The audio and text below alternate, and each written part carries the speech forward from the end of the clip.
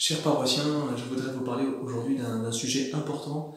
On pourrait même dire que c'est la force, le secret des chrétiens. Je voudrais vous parler de la joie chrétienne.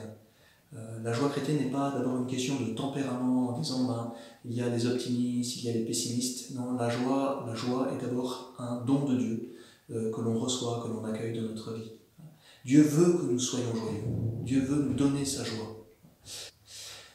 Et puis quelques heures avant sa passion, Jésus est réuni dans le cénacle avec ses apôtres, et là il va leur donner la raison de son sacrifice. Il va dire « afin que ma joie soit en vous, et que cette joie soit parfaite ».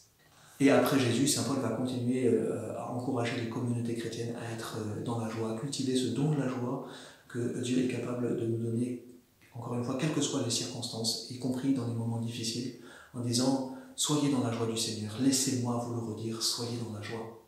Alors comment grandir dans ce don de la joie? Comment cultiver ce don de la joie? Eh bien, permettez-moi de vous donner 5 petites pistes pour nous aider. D'abord, le demander simplement au Seigneur dans notre prière personnelle, à chacun, demander au Seigneur que ta joie, Seigneur, soit en moi. Voilà, dans la foi, dans la simplicité, dans l'humilité, le Seigneur est capable de cette façon-là de dilater notre cœur et de nous faire expérimenter sa joie. Deuxièmement, se garder de se plaindre, de récriminer, de murmurer, parce que ça, nous le savons par expérience, mais ça alourdit l'atmosphère et finalement personne n'en tire de bénéfice. Troisième petite piste, prendre l'habitude de remercier. Voilà, ce qu'on appelle la culture de l'action de grâce. Ça paraît tout bête, mais on a chacun mille et une raisons de remercier le Seigneur. Je remercie le Seigneur pour les paroissiens que j'ai, je remercie le Seigneur pour les frères qu'il m'a donnés, pour la communauté Saint-Martin. Merci Seigneur parce que tu as permis que je sois prêtre.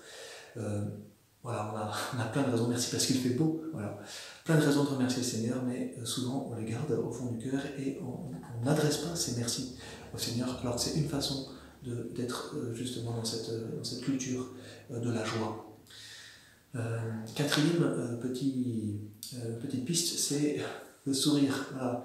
Prendre l'habitude de sourire, même si au départ ça peut paraître un petit peu forcé, un petit peu mécanique, mais au bout d'un moment ça va devenir véritablement un habitus, c'est-à-dire une bonne habitude, si bien qu'on ne fait même plus attention et on sourit sans s'en apercevoir. Et non seulement physiquement ça détend le visage, mais en plus on est capable d'être un témoin de la joie autour de nous.